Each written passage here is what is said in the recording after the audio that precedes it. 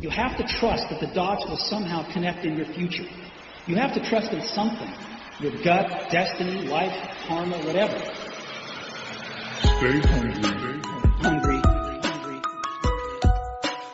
Foolish.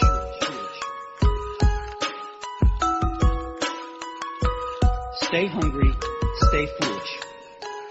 Welcome to eCommerce All-Stars, brought to you by Nadimo.com, where we help e-commerce entrepreneurs accelerate growth through modern technology and innovative thinking.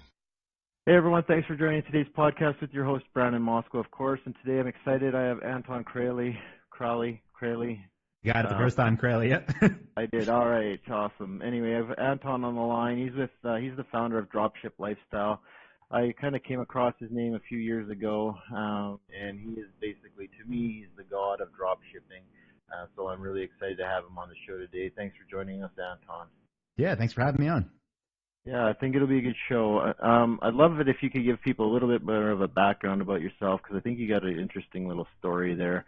And then once you've done that, we'll hop right into it. Today I want to talk about drop shipping, of how to drop ship high-end or high ticket items, as well as how to stay competitive in drop shipping. Those are the big topics I want to cover today. And I know we've got, obviously a limited amount of time to cover those, but I'd love it if you can just give a bit of a background on yourself for everyone, and then we can hop into that. Yeah, so like you said, my name is Anton Crowley. Most people know me from Dropship Lifestyle, which I started back in 2013.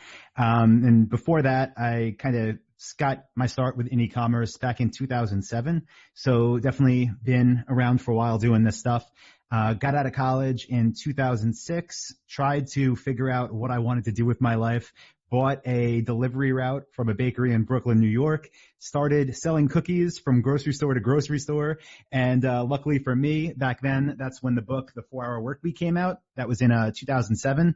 So at that time, I think I was still 21 years old, read the book, had this delivery route that I didn't want to do, had the idea of let me build an e-commerce store. So spent a weekend, made my first ever website that was called NewYorkCookieShop.com, started selling those cookies online, and within a few weeks just realized the power of e-commerce. So like you mentioned, pretty early on, after selling these boxes of cookies for 10, 20, 30 bucks, I realized that, if I could do this, why can't I sell something for $500 or $1,000 or $2,000? So I just quickly started working my way up to selling more expensive products, and eventually learned about drop shipping and really haven't looked back since then. So about 2007, 2008, I've been doing high ticket drop shipping since then.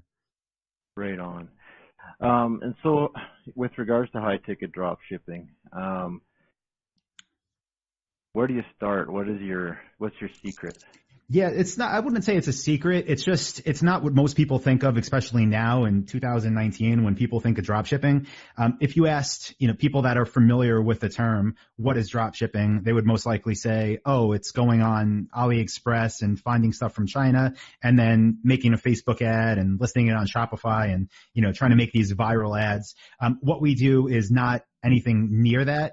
The reason I call it Dropship Lifestyle is so people could find us, but I guess the secret is what I really consider my companies and what my students consider their companies are more of internet retailers who use and work with suppliers who dropship items. So the way that we approach it is, like, right now I'm at my stand-up desk. So let's just say I wanted to build a store and sell stand-up desks. What I would do is go on Google and try to find every company that makes these things, that brands them, that make quality products. Then I would reach out directly to those companies and say, hey, this is Anton from AntonStandUpDesks.com. I would love to speak to someone about opening an account with your company. So we're not trying to private label anything. We're not trying to drop ship from China. We're just trying to find quality brands that already make great products, and we're trying to become one of their retailers. Yeah, I think that's an excellent way of how you explained it, because I've had to explain it to a lot of people as well recently, especially once I mentioned that you were going to be on the show. And a lot of them are like, they all assume it's, just white label stuff from China. Well, no, that's an entirely different business model. And like you said, with the retail, I mean, you're selling other people's products, but the nice thing is you're having them fulfill the orders. Is that the exactly? Yep. Yeah, exactly. It's like, when you go to, I don't know, a Best Buy and you want to buy a TV, if you go there, you're not buying a Best Buy TV, you're buying a Sony or a Samsung. So same type of thing. We don't make our own products, but we're a retailer. So our job is to get people to our website. Our job is to turn them into customers. And then our suppliers, these brands, are responsible for fulfilling the orders. So shipping it to the customer. Yeah. And I mean, I'm completely at a blank. I had one of your coaches on our show. Yes, Jeffrey. Yes, that's right. And he was talking a lot about that too, about how to, what he goes through in trying to pick the right drop shippers. And there's a lot of work involved there as well. Definitely. It's very research heavy what we do. It's not like, trying to find one thing that just takes off. It's most of what we do is trying to find great products and doing a ton of market research because, making sales is one thing, but making sales profitably is what we want. So yeah, a lot goes into research. Right. And that's the thing too. I mean, it's not a fly by night business. You have to build the business, and a lot of the work he mentioned too, and I believe this to be the case, is a lot of it's front loaded, like you just said, with the research and that sort of thing, making sure that you're building the business correctly. Mm-hmm. Mm-hmm. I mean, if you get the wrong supplier and they're not fulfilling an order, that's going to only do nothing but hurt your business. Yeah, right. And the way it typically works is, let's just say, I'll just keep using the stand-up desk example. If I researched that industry and I found 20 brands, even if I got approved to sell for 20 brands, it's very likely that 80% of my sales are going to come from 20% of those companies. So it's really about trying to find what those winners are, who has the best quality product, who sells the one that people actually want, and then working to have a relationship with them. Interesting. That's the 80-20 rule as well. Definitely applies here. I love that rule. It applies to so many things, but absolutely. So my question then, here's another question that I get bombarded with, and I often think about when I start, looking into some different drop shipping opportunities that people are working on or what have you. And that's how to stay competitive. I mean, you've got, it's a loaded question because it could be part of so many different pieces to it. I mean, the biggest thing is if you're selling other people's products, and truth be told, my theory on this, and you can shoot it down. I mean, you're the guy who does drop shipping. You know it better than anybody. But my theory is always make sure that they have a minimum selling price. Oh yeah. Because otherwise, you'll have other drop shippers out there that are selling it for below cost just to try and win buy buttons and try and win traffic to their site. And I'm not a big proponent of that. It's more of let's build a business, sell the product at a fair price, make a profit, and keep your customers happy. Yeah, and that's definitely a big part of it. So one of the things in that research phase is finding suppliers who have those policies in place. They're known as MAP, minimum advertised price. And yeah, like you mentioned, basically if I sold for company ABC and then you sold for company ABC, when we both got approved to sell for them, one of the things we would sign is that MAP agreement. So if they said the minimum price of this desk is $1,000, then I'd probably list it at $1,000, and so would you, and so would the few other companies selling it. So that is a key right there as far as locking in profit. The reason a lot of people fail with drop shipping is they'll go on Google and look for drop ship suppliers, and they'll find companies like Doba, these and worldwide brands. And a lot of those companies connect you basically with middlemen, like they're a distributor. So they don't have pricing controls, and you could find a lot of the products for cheaper if you just go on eBay or Amazon. So having direct relationships with really good suppliers that enforce MAP policies, not just that have them, but that actually enforce them. Those are the type of suppliers you want to work with. And then as far as competing and kind of staying relevant, it's crazy because there are stores that have been around for 10 years more, online stores that now are hurting. And it's not because there's more people, I think, selling. It's because they're not staying on top of whatever industry they're in. So one of the biggest ways, I think, to get an edge over the competition is to look for all opportunity at product levels. So what I mean by that is, I'll just keep using desks. If I sold desks and I found that there were, let's say, 50 different brands that made desks that were $500 or more, and I said, okay, these 50 brands are my target, I not only would want to know who the top 20% of those brands were, so I got approved with them, I'd want to know out of all the probably 3,000 SKUs that I now have access to, what are the ones that have the least competition, and where I look for competition is on Google Shopping. So Google product listing ads, that's like our biggest source of traffic, our highest converting source of traffic. And when you go there on Google and you type in any product name, and what we do is type in the SKU numbers, it will show you right in the search results how many stores are selling it. So maybe I search for desk company 123 model 456, and it shows me this item is being sold from 20 stores, then I'm not going to pay to advertise that. It's a waste of time. There's 20 other people selling it. But then if that company has 2 new desks that came out this year and it says they're being sold from 2 stores, I'm going to bid on that all day. Same thing, if there's other brands that maybe only are being sold from, usually I look for less than 10. Any less than 10 stores on Google product listing ads, that is where I am definitely putting my money and trying to get approved. Right. That's interesting. Now, I think you said stay relevant with your product listings. Yes. So can you? I know you've just kind of went over that. Can you just reiterate some of those points, because I just want to make sure I'm clear on that. Sure. So a lot of different kinds of, let's say, companies we work with, every year or sometimes every quarter or every season, it depends what industry you're in, they are either going to maybe discontinue some of their products, or they're going to introduce new products. Or maybe last year they had a stand-up desk model 123 that was in walnut wood, and now they just came out with one that's in, I don't know, birch wood, right? Something different. So what a lot of companies do is almost get lazy, and they have the products on their website and they're not looking to see what's new, what's trending. They're not updating their product feeds. They're not updating their product pages. They're not making new ones. So a lot of opportunity comes when you're a first mover. So either whether it's you as the business owner or an assistant, someone on the team has to always be looking for those new opportunities, so that they're not advertising products that maybe are dwindling in stock or that no one's searching any for, but so you have the newest thing first. That makes sense. I mean, in some cases, being the first mover isn't always the best strategy, but in this case, it sounds like it's a definite winning strategy there.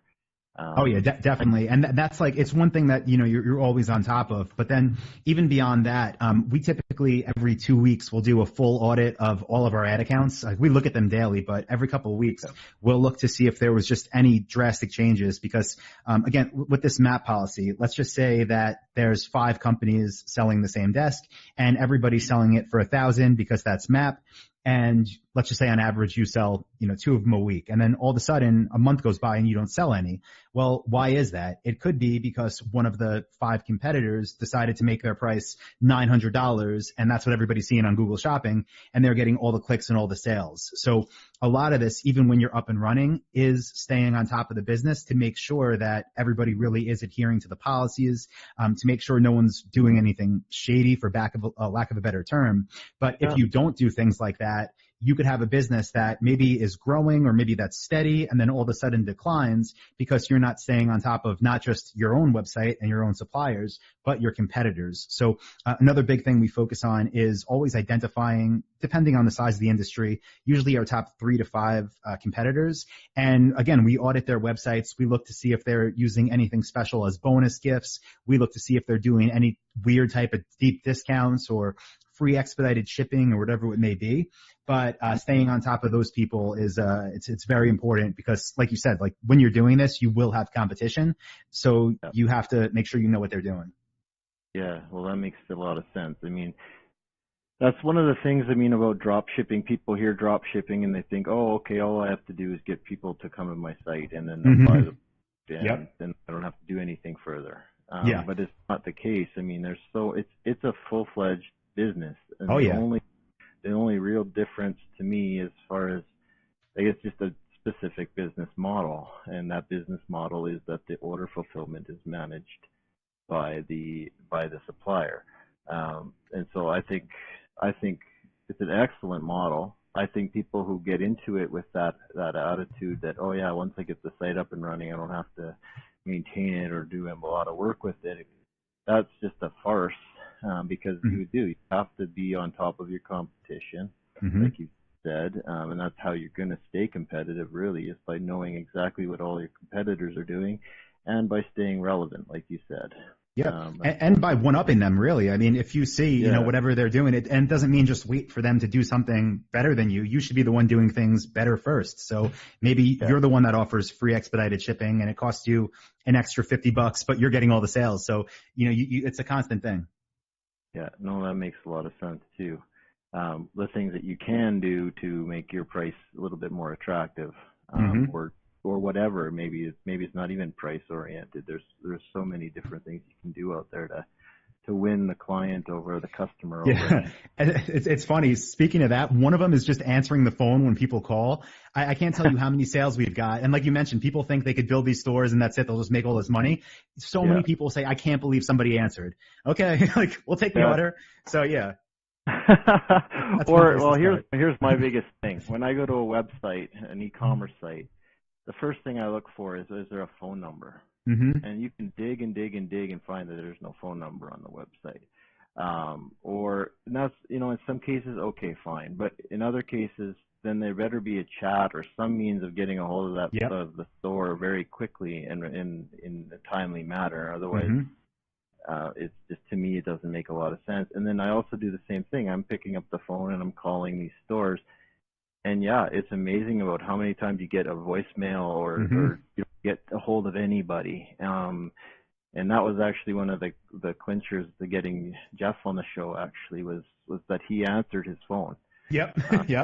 I was like, oh, holy crap, man. He actually answered the phone. And he's like, yeah, of course. You know, but that was just one of those things, right? And it just adds that level of human touch that is often very distant in e-commerce in many cases, which is unfortunate. But the winning companies, I feel, in many cases have that human touch.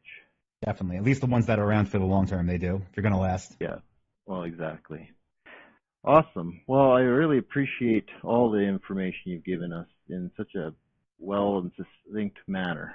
But what else could I expect from the best in the business? So I do have one parting question. Well, two. One is, how can people get a hold of you? And then lastly, I'd love to end it on any final words of wisdom. I mean, obviously you've given us a huge bunch of wisdom bombs, I like to call them, but I mean, there's always one point, I believe, that somebody can always make at the very end. So. Yes. So, to find anything that we're up to, just dropshiplifestyle.com, do a weekly blog post, a weekly video there. So, that's where everything is linked off of. And, as far as like, I guess, a parting thing that anybody could take away, we kind of talked about it, but I think it's so important. If you're really going to do this, if you're really going to build a business, then don't start unless you are going to see it through and make it work. It really is. It sounds easy, and honestly, the concepts are simple, but it's real work. And if you're not willing to put in real work, at least up front, to get things going, it's just going to be a waste of time. So make the commitment if you want to do it, and then get results. You'll make it happen. Awesome. Very, very good words of wisdom. Thank you for that, Anton. And thanks for your time on the show today. It's been a great pleasure. Yeah, thank you for having me on. I appreciate it. You have to trust that the dots will somehow connect in your future. You have to trust in something. Your gut, destiny, life, karma, whatever. Stay hungry. Hungry. Foolish.